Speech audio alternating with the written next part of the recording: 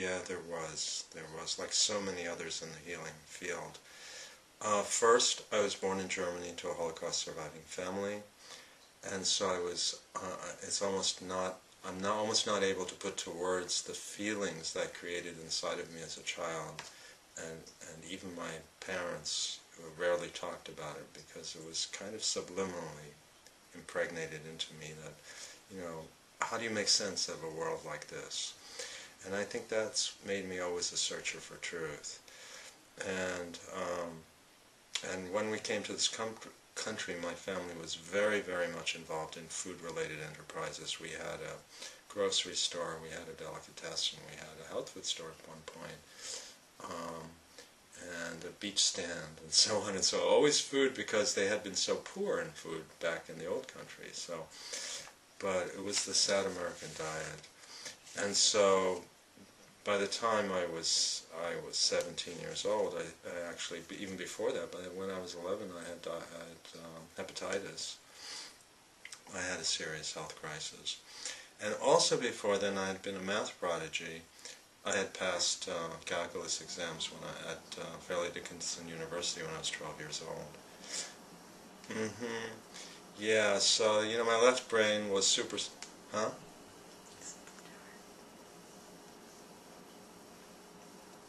Oh, absolutely. Absolutely. Well, it fits into my worldview, so... And so the crisis that happened to me was, for some reason, I had a high fever when I was 17. Like Jill Bolte Taylor, my left brain shut down as a result. Maybe it simulated a stroke, or, the fever was so high it did that. But I was thrown into this kind of oceanic experience of consciousness, all being connected as one, but I couldn't speak in whole sentences. My verbal, mathematical skills couldn't connect. So that just threw me into another world, and I had to drop out of school. I was going to NYU as an early admission student, and math major and all that, physics. And I just made a flip into a right brain dominant kind of a person. So it was quite an experience. That's when I also went and lived in the country in intentional community. And this was the era of the 60s and the world of the hippies, right? I didn't quite make it to Woodstock, but I was in Haight-Ashbury and, throughout the Greenwich Village for sure. Okay. Sure.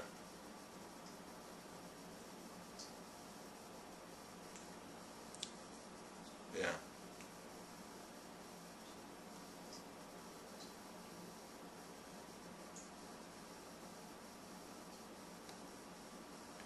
Okay. Well, okay. Let me explain how as best as I can explain. The right brain functions in the mode of connective consciousness. The left brain functions in the mode of separative consciousness. And because nature is on the depth level really connected, even those two are not separate. They're a continuum, like the rainbow goes from orange, red to violet, indigo, and so on, blue. And so actually you can't have connection without separation. You can't have separation without connection. The two need each other to survive. It's a non-dualistic understanding.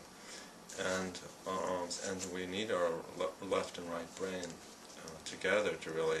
Actually, when someone's damaged in their left brain and they try to draw, and so they're right brain dominant, and they try to draw a square, they can only draw it with rough lines because they have trouble making things very linear, very separative, very cutting. And if you have the opposite damage, you have trouble connecting. You can draw linear lines, but you have trouble connecting them into a whole figure.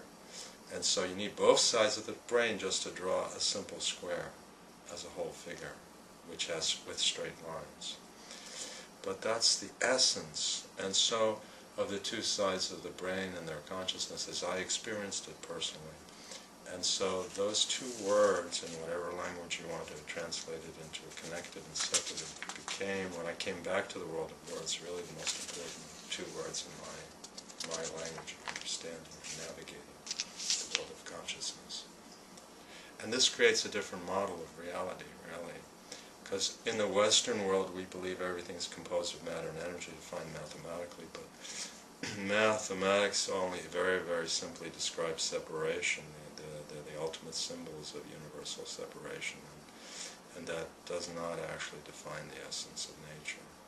And so the genetic model is part of the math-generated model, and it's therefore mechanical, death-centered, and not re-establishing life. And when you make this shift, and it's a right brain dominant shift, but not in, so that you make the connective dominant over the separative rather than the separative dominant over the connective. So you need both, but who's kind of on top is what matters really. And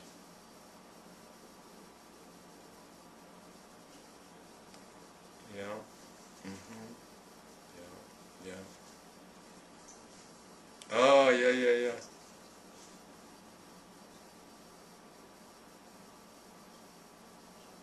Sunday morning, yeah.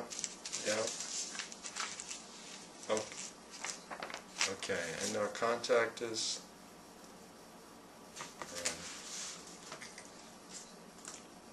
you're welcome. And they can reach us at raw-wisdom.com, right, our website. Yep. And they can subscribe to our newsletter.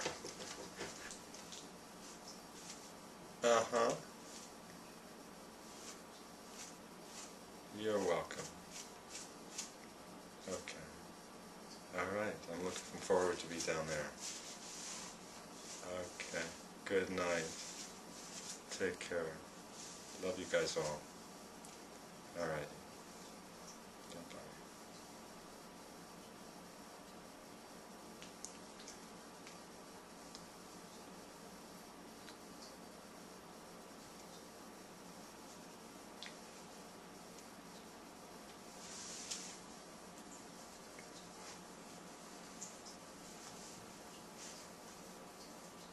Now I can add the things that I wasn't able to get in from all the things now.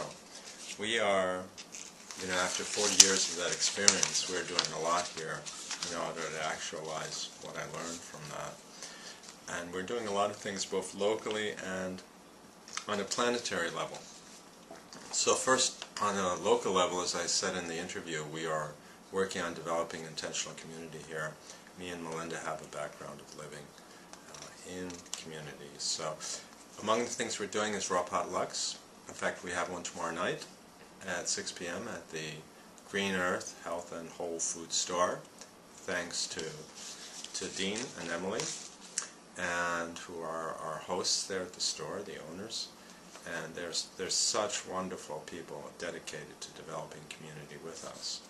We are planning a speaker series with raw food classes, and thanks to Johanna Sophia, Melinda, Ave, our co-creators, and we're hoping to get famous people like Matt Monarch, Paul Neeson, maybe David Wolf, and others to come and visit us and speak and their wisdom and their truth. Next, we are in the midst of a juice feast. This is day 11. We have a group of 13 of us who have joined, and we are very excited about doing that and revitalizing as a result. We have a meetup group that was just formed online, so you can always go to meetup.com and find us there in our raw vegan Central New York Health Healing Lifestyles group. We have organic gardens here at the home, and we have a community garden a little further away from us here in Oneonta, New York.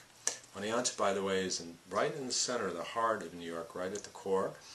And we also are organizing a green conference, and we do periodic film shows, like we've shown Gabriel Cousins' film, Simply Raw, a few times, and this has actually quite deeply impacted a few people in their lives and helped make a turnaround. And newly, we have a raw bed and breakfast here called the Turquoise Barn. And this is where we hope to host our guests for the speakers series.